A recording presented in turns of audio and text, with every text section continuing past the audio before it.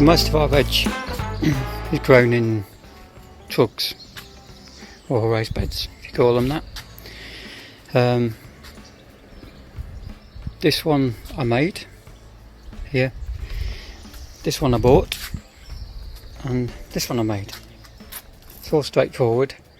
A few decking boards and some little fence posts, and you can soon build yourself a nice raised trug. So growing the veg in here has been great, apart from this year we've had a bit of a pest problem. Now you can see this on camera here, but we've had an awful lot of holes being dug here. It's basically ruined what I planted, and I couldn't quite work out what it was. So we put a little camera up to find out, and the culprit was squirrels, 2 of them. So they're running down the fence down here, and they're jumping onto this one, coming down here, jumping onto this one, and having a merry little time playing here, jumping onto this one, and then deciding to run off and annoy the dog at the same time. So decided this weekend I needed to do something about that.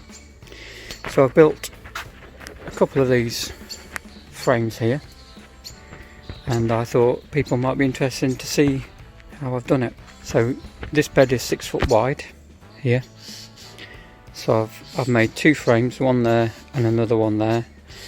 My intention is to put them on hinges so I can lift them. I'm just going to do a little quick video to show you how I did it. It doesn't have to cost you a fortune. You don't need massive woodworking skills to do it, and just straightforward standard tools. So I'll try and explain how I've done it. So if you want to build a frame like I've built, a few things to consider first. Firstly is the wood you use. Now cost might be a factor. There's only really 2 different types of wood to use really. You can get wood like this one that is, when you look at it, it's quite yellow, but that's unpreserved. You should really be using that for inside sort of work really. You can use it outside, it's not going to be a problem, but it will rot quicker than other wood. So if you go into the hardware store and it's yellow in colour and it's very smooth, been planed, sanded, then that's kind of indoor wood. We need something outdoor. So if you look around in the outdoor part of a building shop or centre, you will see this kind of wood, which is kind of greener in colour. That's been dipped, so that's been preserved, so that will last a little bit longer than your normal straightforward wood. It's also a little bit harder to work with, which is good. It's what we need. Now this one here was about £2.75 a length, which was a 3 metre length. That might compare to something of about under £2 for non-preserved. However, I would recommend if you can afford it, just go for the slightly better wood. Next thing to consider when you're doing this is the type of saw you're using. Now you're only talking thin wood, 2 inches by 1 inch. It doesn't need a lot of power to get through it, so therefore you need to consider the saw. If you haven't got a saw, you want something that's kind of fine, so the teeth on the saw are quite fine. And if they're very wide apart, it's just going to rip your wood, be a waste of time. So when you're buying a saw, don't buy it on price, just buy it on what you need for the job. A general purpose saw or a fine one will be great. Now also with the saw, what I always use is a square. Now if you haven't got one of those, don't worry. What happens is on the saws, generally this also acts as a set square. So when you get your wood, put your saw on your wood like that, and you can just draw your line. It's no different to a set square, so I don't think you got to go out and buy both. In terms of drill bits that I've been using, now if you can, you need to use a wood drill bit which has a little point on the end, so that drills through the wood really nicely. If you haven't got one of those, you can use a metal drill bit, which doesn't have the same point, but will equally go through the timber. You just have to be a little bit firmer with it, and it may just split the back end of the wood as you're going through, so just be mindful of that. Other than that, got the obligatory tape measure, pencil, and I use a power screwdriver. But again, you don't have to. This is not hardwood. It will, a hand screwdriver will be fine. The only other tool I've been using to put the wire on is one of these little staple gun. Now, what I have found doing the gardening is this is a very valuable tool. So if you haven't got one, you could use ordinary staples. But I'd recommend, even for general gardening, if you get yourself a little kit like this, you get them off the internet fairly cheap, or local hardware store. They're great, just putting netting on things and all sorts of stuff. So that's a really useful tool. And basically, that's all I've used, apart from a workmate, which I'll show you during the process. And that's it. I'll just show you how I did it. The materials you need for the job. You use more wood than you think you will use. So for the 2 cages I built, that one and that one, I bought 3 metre lengths of wood, which are against the fence there, £2.75 a length. Now each one of these used 4 pieces of wood, so it's about £12 in timber. I also bought some wire. Now I went out of chicken wire, but I found this. This is very fine wire but coated, so green in colour, very easy to use. And as you can see, I've I've stapled the wire on.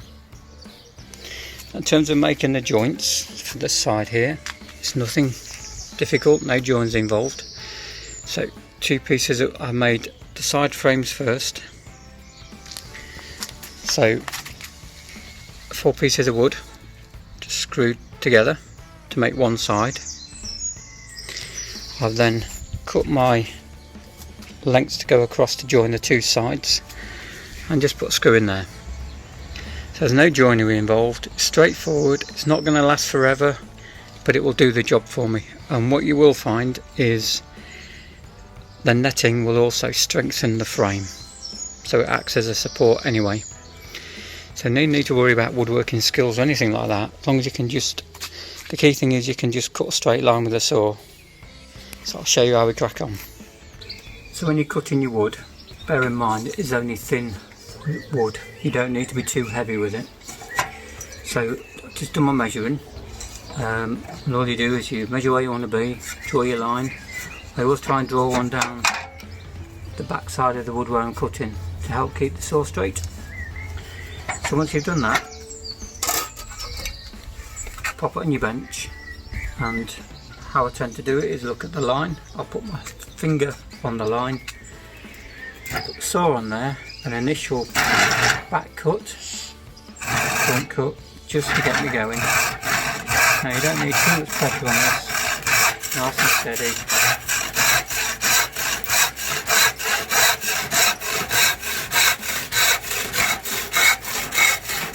Slow down at the end, because I'll just split the wood, it's only fine wood. Let it go. That's all you need to do. Break it against itself, you'll have a little bit left over there, it's not a problem, it'll come off with a knife. The key thing is with this is a small piece of wood, apply small pressure. The bigger the wood, more pressure. That's all you need to think about. Once you've got one cut, so this is going to be the upright for the frame, the front. Once you've got that cut, use that as a template. So again, line the wood at the end here, then just keep hold of that, put it on the table, mark with a set square. So I'm going to be. Now the reason for doing that is if you've already cut one, that's the length you need. If you keep measuring, you could be out 2 or 3 millimeters, and then you end up with different size pieces of wood. So if you keep doing that, just rinse and repeat until you've got all you need. I need 4, so I'm just going to cut those now. So we've done all the cutting we need to do. So what I've got now is I've effectively made myself a kit. So where I said before, I built the frame at the front here, ×2, one for the front, one for the back, and then just put some cross members in to join the two together. So what I now have here is 2 pieces of wood to make the top and bottom of the frame, and 2 uprights. And I also have here the 2 pieces of wood I need for the cross beams to make the frame together. And one thing you also want to consider when you're doing this is waste. So I had 10 pieces of 3 meter length wood. I've built 2 frames. I've now got a kit for 3, and this is the waste wood out of all of that, which I think is pretty good. So what I'm looking to do now is probably use something like this.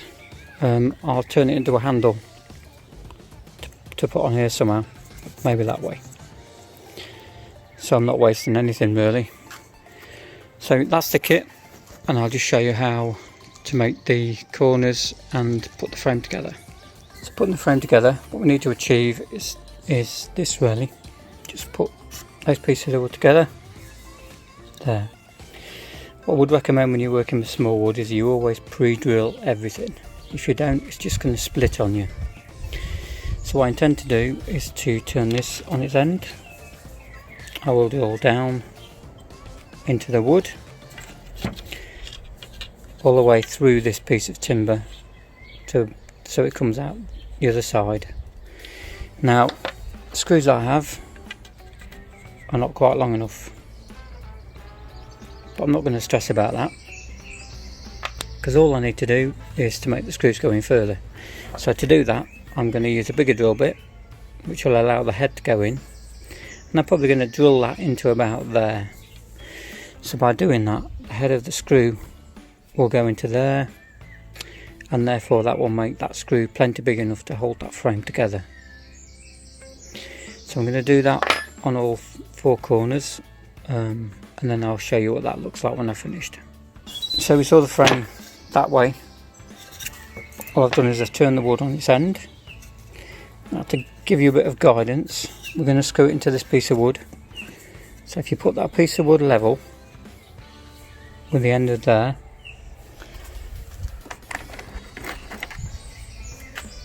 that's it, and then just mark it, just roughly. We're not building a dining set or anything, we're just making a frame. So then you need to try and get your screw in the middle of those 2 holes. So by doing that, when you attach that to that, see, the screw will be in the middle of this piece of wood. Again, it's important, if you can, to keep the screws in the middle of the wood, or else they will just splinter the wood and just ruin the frame for you. Okay, we drill the holes. So as you can see, I've drilled all the way through with the small drill bit, and I drilled part way through with the bigger drill bit. Now if you're a bit unsure how far to go, another little tip for you: if you put a piece of tape on the drill bit and just drill into your reach the tape, that will stop you going all the way through the wood. So I'll assemble the frame and I'll come back to you when that's done. Okay, so we now have the frames, the front and the back built. Two frames there. What we're going to look to do now is to just use the cross beams and put those between there, screw them on, and then we will have our frame and we'll put the wire around. So how I'm going to do that is, again, I'm just going to use these small wood drill bit. Just going to drill straight through there. Remember, everything pre-drilled, so straight into there. Once that's done, we'll just literally screw the cross frame onto the front and the back. That will be enough to hold it for what we're doing. So I'll get that done and I'll show you what that looks like. So I thought, just a little tip before I do that. As I did before, we're going to screw this to there. So bear in mind, that's the width of the timber that the screw needs to go in. So it's important it goes in the middle. The outside, pull your wood apart. Try and keep it in the middle to help me guide you through that. If you get the piece of wood you're going to screw into, it's quite straightforward. Just lay it on top of where you're going to do the work. So just on the edge, which is where you're going to put the frame, and just draw a line. So by doing so, you can see this on the camera, but by doing so here I've got a mark now. I know that the wood, that's how wide the wood is I'm going into, and that's where I need to drill a hole through. Then that will just guide you into where you need to be with the screw. Drift either side and you're looking for problems. So we built the two frames, front and back, and then we put the crossbars in to join the two together. Now we have our frame here, which again, like the other ones, I'll put wire on and then hinge it. Have a piece of chain here so it'll hold its weight, so I can work on the bed without having to do anything with the frame. So I'm just going to get the wire on now, and then I'll show you how to do that. So when cutting wire, this isn't very strong wire, it's quite pliable, which is nice to work with. What I'd recommend is you put it on a flat surface, and you use a couple of pieces of wood or something just to keep it flat while you're working with it. Quite lucky with this stuff, because it's quite easy to cut. So you only need a pair of scissors. Don't steal the best ones out of the kitchen, you could be in trouble. So with these I need something 11 inches deep, and just try and cut between the wire so you're left with something decent to work with. It's fairly straightforward, just literally cut across. Once you've started, just follow the line, literally go across all the way till you get to the end.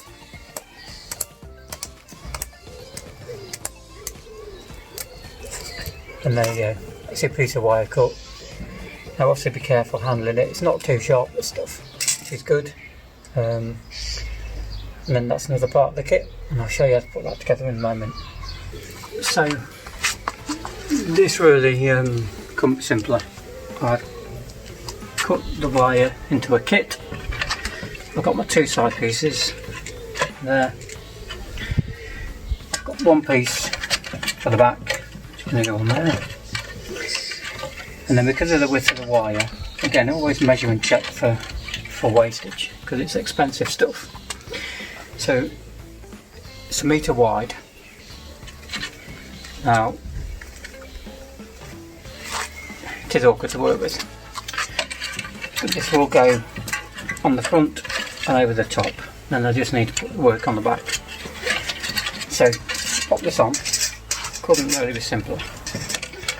Just consider which bit you're going to be touching as well, so you don't trap your hands on anything. So literally lay the wire that you've cut on the frame, take your staple gun which we had earlier, and literally staple it on. Put plenty in to make sure it's secure all the way along. Just keep doing that on all sides, and then you have a perfectly good frame to keep the squirrels off. So I'll do that all the way around, and I'll show you the end result. Okay, so here we are, all done. So the wire's on. Remember, do it as a kit and just staple it on. Put plenty in and be fine. Fits on the bed nicely. Put a little handle on, as I said I would earlier, with a piece of wood. And on this one I've already put a couple of hinges on the back. So I intend now to get a piece of wire or something just to hold it up on its own weight, so I can work on the bed without any problems. So I think, well, I'm hoping that should be squirrel proof. However, I do think they've been watching me, so we'll see. So those two beds are done as well, so I just need to look at doing something with this one. Temporarily put some mesh around it just to keep them out. Got some courgettes in there, coming on nicely. Probably a bit early to put out according to Monty Don, but we'll give it a go. So now I can start again. So looking forward to going some veg now. Just a couple of potatoes in the buckets there. Got some more to plant today, and yeah, looking good. Hopefully squirrel proof. I'll keep you posted. Thanks for watching.